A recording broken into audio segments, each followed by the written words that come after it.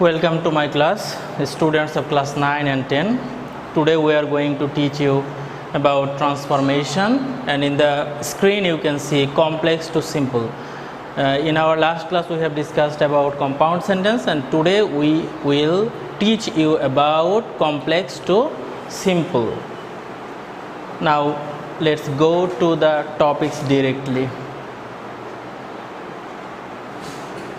You should try to understand my words and what is written here very clearly. First one, rules number 1, যদি সেন্টেন্সে দো থাকে তারপরে যদি ভার্ব টু বি থাকে, that's mean am, is, are, was, were, যদি এগুলো থাকে দো থাকার পরে সেই ক্ষেত্রে আমার স্ট্রাকচারটা কি হবে দেখো, ইনস্পাইট অফ অথবা ডেসপাইট তুমি যে কোনোটা ইউজ করতে পারো, plus positive form of the subject, ওই সেন্টেন্সের যে সাবজেক্ট আছে তার পজিটিভ ফর্ম তোমরা অবশ্যই 6-7-এ এই ফর্মগুলো কেস যখন পড়ছো অবশ্যই পড়ে আসছো, প্লাস বিং, অর্থাৎ এই এম, ইজ, আর এবং ওয়াজ, ওয়ার এর পরিবর্তে আমরা বসাবো বিং। তারপর এক্সটেনশন, ওই সেন্টেন্সের যে বা ওইখানে যে বাকি যে অংশটুকু আছে সম্পূর্ণ অংশ উইদাউট চেঞ্জ, কোনো পরিবর্তন ছাড়া সরাসরি বসবে। উদাহরণটা দেখো তাহলে বিষয়টা তোমাদের আর একটু ক্লিয়ার হবে। দেখো, though he was weak he went to school. তাহলে দো হি ওয়াজ উইক, এখানে ওয়াজ, দেখো আমাদের নিয়মে এখানে বলা হয়েছে যদি দোর পরে মানে সাবজেক্ট তো থাকবেই, তারপরে যদি ওয়াজ অথবা ওয়্যার থাকে তাহলে তার পরিবর্তে আমাদেরকে বসাতে হবে বিং, যেটা এই যে এখানে স্ট্রাকচারে তোমার উল্লেখ করা আছে। সো তাহলে এই যে বিং বসবে। তাহলে এখানে আমার উত্তরটা কি দাঁড়াবে, ইনস্পাইট অফ হিজ বসলো কেন, কারণ এইখানে আমার সাবজেক্ট আছে হি। আমরা জানি হির অবজেক্টিভ ফর্ম হইল হিম আর পজিটিভ ফর্ম হইল হিজ, সেই জন্য আমরা বসালাম ইনস্পাইট অফ হিজ। এবার ওয়াজ, ওয়্যার অথবা এম, ইজ, আর, ওয়াজ, ওয়্যারের পরিবর্তে বসে বিং, সেই বিং বসাইলাম।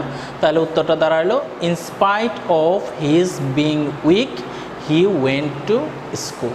অর্থাৎ সেকেন্ড সেন্টেন্স অথবা বিং ব্যবহারের পরের যে অংশ আছে সেই অংশের কোনো ধরনের পরিবর্তন হবে না, উইদাউট চেঞ্জে ব্যবহৃত হবে। আমি আবার বলছি, দো থাকলে তারপরে যদি টু বি ভার্ব থাকে, that's mean am, is, are, was, were থাকে, তাহলে আমার স্ট্রাকচারটা হবে ইনস্পাইট অফ অথবা ডেসপাইট, তুমি যে কোনোটা ব্যবহার করতে পারো। পজিটিভ ফর্ম অফ দ্য সাবজেক্টের যে পজিটিভ ফর্ম সেটা যে সাবজেক্ট থাকে তারই পজিটিভ ফর্ম তোমরা ব্যবহার করবা, এবং এম, ইজ, আর, ওয়াজ, ওয়্যারের পরিবর্তে ব্যবহার করতে হবে বিং। তাছাড়া সেন্টেন্সের আর কোনো পরিবর্তন হবে না, যা যেভাবে যেখানে আছে ওইভাবেই বসবে। তাহলে উদাহরণটার দিকে দেখাও, though they were expert they fail to solve it, এটা তোমাদের করতে হবে। আশা করি তোমরা এগুলো যেহেতু রুলসটা বুঝতে পেরেছ। তাহলে এর উত্তরটা কী দাঁড়াবে, in spite of their being expert they fail to solve it, in spite of their being expert they fail to solve it. আর তৃতীয়টা, though Seema was brilliant she failed to reach her goal, তাহলে দোর পরিবর্তে আমরা কি বসাবো, in spite of her being brilliant Seema failed to reach her goal। এইভাবে তোমরা করবে। তোমাদের বইয়ে এই উদাহরণগুলোর এই রুলসের আরও উদাহরণ দেওয়া আছে, সেগুলো তোমরা বাসায় প্র্যাকটিস করবে। নেক্সট,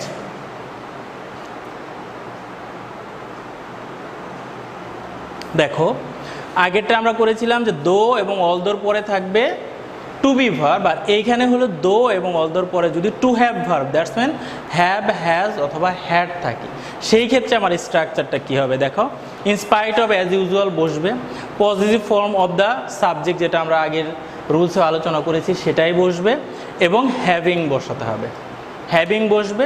আর বাকি যে অংশ আসে সেই অংশটা আনচেঞ্জড অথবা যে অবস্থায় ছিল আগের মতো ওই অবস্থায় বসবে। উত্তরটা কি দাঁড়ালো, দো she had merit she failed to get a good job। খেয়াল করো, তাহলে দো she had merit she failed to get a good job। তাহলে ইনস্পাইট অফ হার দিলাম কারণ এই যেখানে শি আছে, আমরা জানি শির পজিটিভ ফর্ম হার। তাহলে in spite of her having merit she failed to get a good job। এখানে একটু এটা বোল্ড করে দেওয়া হয়েছে যাতে তোমাদের ওই মোবাইলে অথবা কম্পিউটারে দেখতে অসুবিধা না হয়। আশা করি তোমরা বুঝতে পেরেছো। নেক্সট, তাহলে এইখানে দুইটা উদাহরণ দেওয়া আছে, তিনটা উদাহরণ দেওয়া আছে, এই উদাহরণগুলো তোমাদেরকে করতে হবে বাসায়। আমি উদাহরণগুলো পড়ে দিচ্ছি। Though we have quality we were not selected. Number 2, though he has qualification he dissatisfies all. And number 3, though she had duty he was late. তাহলে এই যে তিনটা উদাহরণ, আগের স্ট্রাকচার তোমরা দেখতে পেরেছো আশা করি। তো সেই অনুযায়ী এই তিনটা তোমাদেরকে এখন করতে হবে এবং এগুলো তোমরা সলভ করো। নেক্সট,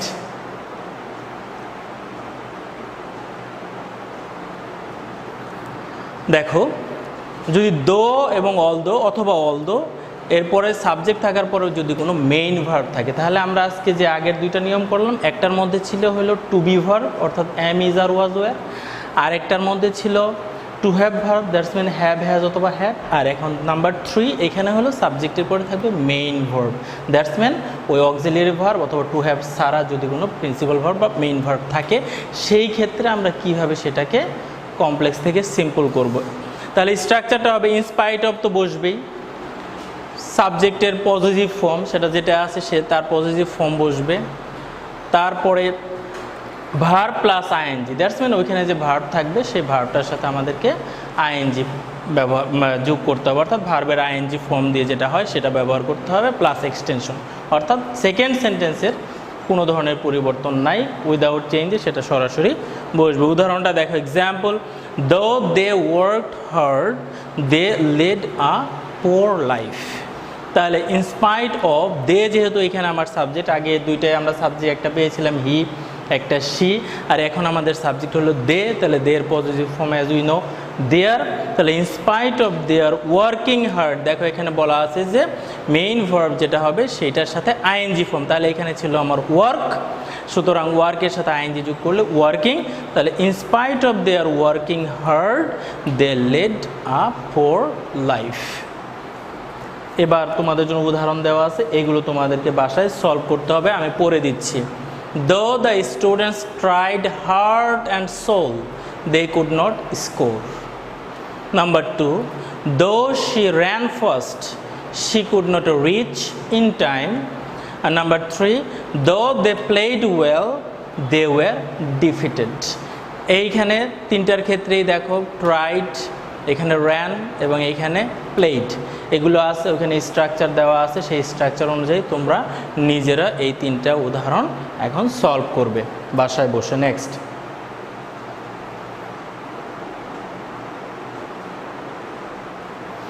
দেখো যদি সেন্টেন্সটা এরকম হয়, subject plus relative pronoun plus principal verb plus extension, যদি সেন্টেন্সের স্ট্রাকচারটা এইরকম হয় যে সাবজেক্ট থাকবে, তারপরেই রিলেটিভ প্রোনাউন। রিলেটিভ প্রোনাউন তোমরা অবশ্যই জানো, তারপর আমি বলে দিচ্ছি যে রিলেটিভ প্রোনাউনটা হলো ওই ধরনের প্রোনাউন যে প্রোনাউনগুলো সেন্টেন্সের মধ্যে কি করবে, রিলেট করবে। বাংলায় আমরা পড়েছি সম্বন্ধ পদ, অর্থাৎ লিঙ্ক করবে সেন্টেন্সকে। তাহলে ওই রিলেটিভ প্রোনাউন থাকবে কোথায়, সাবজেক্টের পরেই, তারপরে থাকবে প্রিন্সিপাল ভার্ব প্লাস এক্সটেনশন অন্যান্য। তাহলে উদাহরণ স্ট্রাকচার, এই সকল ক্ষেত্রে স্ট্রাকচারটা কী হবে, প্রথমেই বসবে সাবজেক্ট, অ্যাজ ইউজুয়াল সাবজেক্ট যেভাবে আছে ওইভাবেই বসবে। তারপর decline the relative pronoun, relative প্রোনাউনটা উঠিয়ে দিতে হবে, অর্থাৎ রিলেটিভ প্রোনাউন যেটাই আছে সেটাকে আর ব্যবহার করা যাবে না, সেটাকে উঠিয়ে দিতে হবে, সেটা যেটাই আছে, হু, হুইচ, হোয়াট, হাউ, হুয়েন, যেটাই আছে।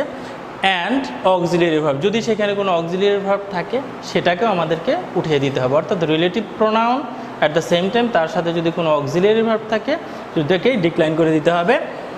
And ING form of the verb, এখানে যে ভার্ব আছে সে ভার্বের আইএনজি ফর্ম।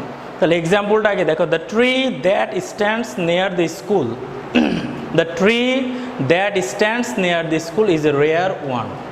তাহলে দেখো স্ট্রাকচারে আমার বলা আছে সাবজেক্ট বসবে, তাহলে দ্য ট্রি আমার সাবজেক্ট বসলো, তারপরে বলা হয়েছে decline the relative pronoun, relative pronoun that আছে এটাকে আমরা উঠিয়ে দিলাম।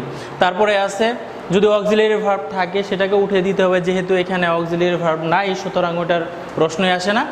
নেক্সটে আছে ভার্ব প্লাস আইএন, যেখানে আমার ভার্ব ছিল স্ট্যান্ড, তাহলে তার সাথে আইএনজি যোগ করলে হলো স্ট্যান্ডিং, তাহলে the tree standing near the school is a rare one, according to the structure এখানে করা হয়েছে। তারপরে এখানে তোমাকে দুইটা উদাহরণ দেওয়া হয়েছে, খেয়াল করো।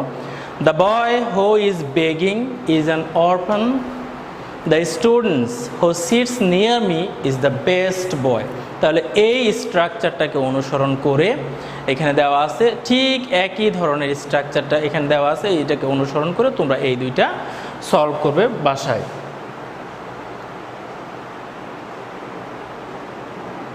Next, subject plus relative pronoun. আগেরটার মতোই দেখো, আগেরটাও প্রথমে সাবজেক্ট ছিল, তারপর রিলেটিভ প্রোনাউন ছিল। এটার ক্ষেত্রেও সাবজেক্টের পরে রিলেটিভ প্রোনাউন আছে, প্লাস তারপরে ভার্বের অবস্থানটা হলো পাস্ট পার্টিসিপল, অর্থাৎ ভার্বটা থাকবে পাস্ট পার্টিসিপল ফর্মে। সেই ক্ষেত্রে আমার স্ট্রাকচারটা কি হবে দেখো, সাবজেক্ট বসবে, ডিক্লাইন দ্য রিলেটিভ আমরা জানি যে এর আগে যেরকম করেছি, রিলেটিভ প্রোনাউন যেটা আছে সেটা উঠে যাবে এবং অক্সিলারি যদি থাকে সেটা উঠে যাবে, plus past participle will as it is, অর্থাৎ পাস্ট পার্টিসিপল ফর্ম যেটা যেভাবে আছে উইদাউট চেঞ্জ ওইভাবেই বসবে। আর এক্সটেনশন যে অংশ আছে ওই অংশটা সরাসরি বসবে কোনো ধরনের পরিবর্তন ছাড়াই। উদাহরণটা দেখো, the boy who stood first is my neighbour. The boy who stood first is my neighbour. তাহলে the boy stood first is my neighbour. তাহলে স্ট্রাকচারের সাথে এটা তুমি একটু মিলিয়ে দেখো, সাবজেক্ট বসলো the boy, decline the relative, এখানে রিলেটিভ ছিল হো, সেটা উঠিয়ে দিলাম, যেহেতু অক্সিলারি এখানে নাই সুতরাং এটা আর উঠানোর প্রশ্ন আসে না। Past participle will be as it is, অর্থাৎ পাস্ট পার্টিসিপল যেরকম আছে ওটা ওই ফর্মে ওইভাবেই থাকবে। তাহলে the boy stood first is my neighbour. তাহলে এখানে দুটো উদাহরণ দেওয়া, তিনটা এক্সাম্পল দেওয়া আছে তোমার জন্য। The man who was awarded the best prize is really an honest man. আর একটা হলো the old man who was lost was found by the volunteers. তাহলে এই দুইটা উদাহরণ অ্যাকর্ডিং টু দিস স্ট্রাকচার তোমাকে বাসায় বসে কমপ্লিট করতে হবে, প্র্যাকটিস করতে হবে। এই স্ট্রাকচারটা ভালো করে দেখে, যেহেতু তোমরা মোবাইলে বা কম্পিউটারে করে এটা বারবার তোমরা দেখতে পারো, সেই সুযোগ আছে, সেটা দেখে সেই অনুযায়ী এই উদাহরণগুলো তোমরা বাসায় প্র্যাকটিস করবে।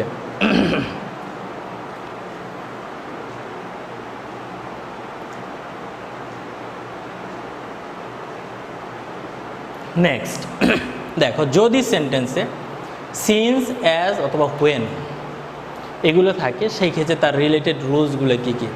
If the subjects are similar in both sentences, এখানে একটা ব্যাপার যে সিন্স, অ্যাজ এবং হোয়েন থাকার পরে যদি দুটো সেন্টেন্সের সাবজেক্টই সিমিলার হয় বা সেম হয়, অর্থাৎ সাবজেক্ট যদি একই ব্যক্তি বা বস্তুকে ইন্ডিকেট করে, সেই ক্ষেত্রে আমার স্ট্রাকচারটা কী হবে দেখো।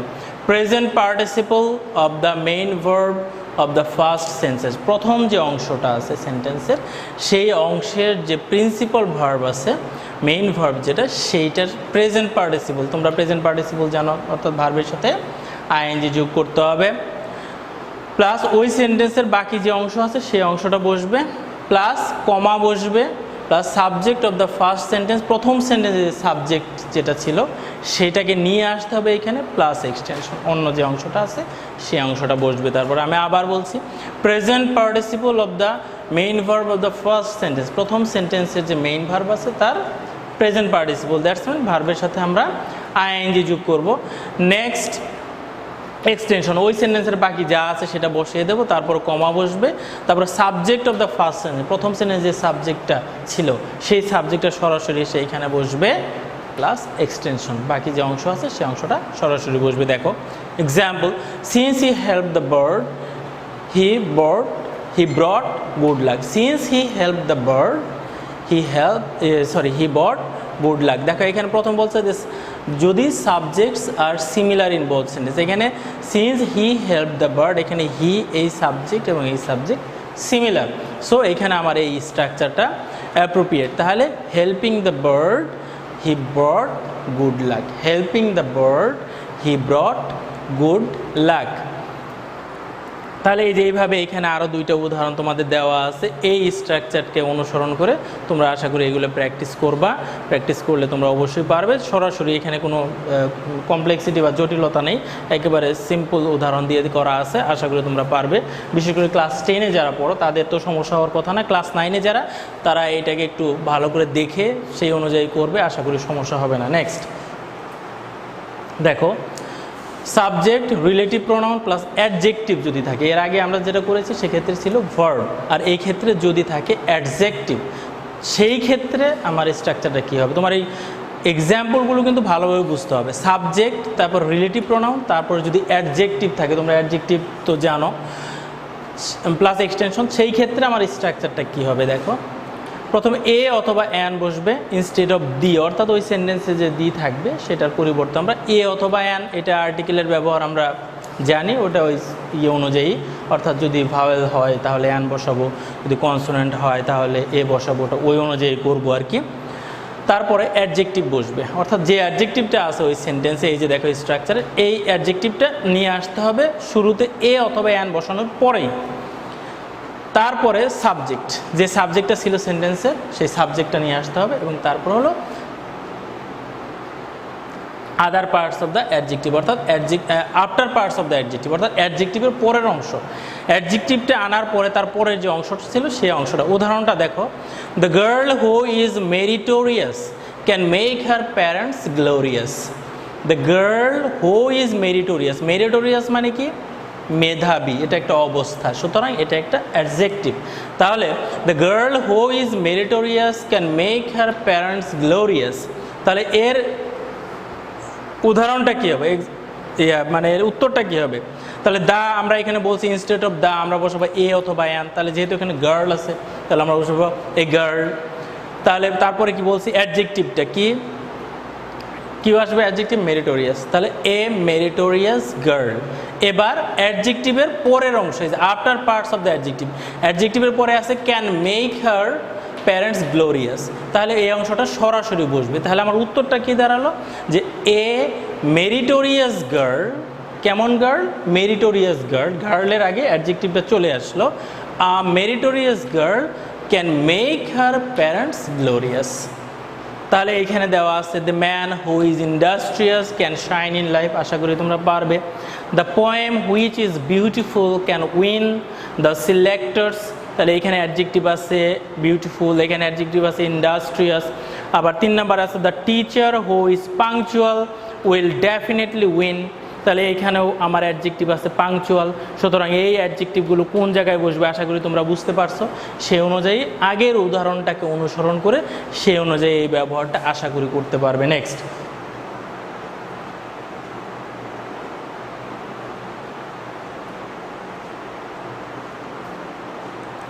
আবার ওই একটু আগে যেটা করেছিলাম ওই সময় ছিল যখন তোমার সাবজেক্ট ছিল সিমিলার, আর এখন হলো সিন্স অ্যাজ ওয়েন থাকার পরে যদি সাবজেক্টটা হয় ডিসিমিলার, অর্থাৎ তাদের মধ্যে যদি অমিল থাকে, সেই ক্ষেত্রে আমাদের স্ট্রাকচারটা কী হবে দেখো, সাবজেক্ট প্লাস বিং।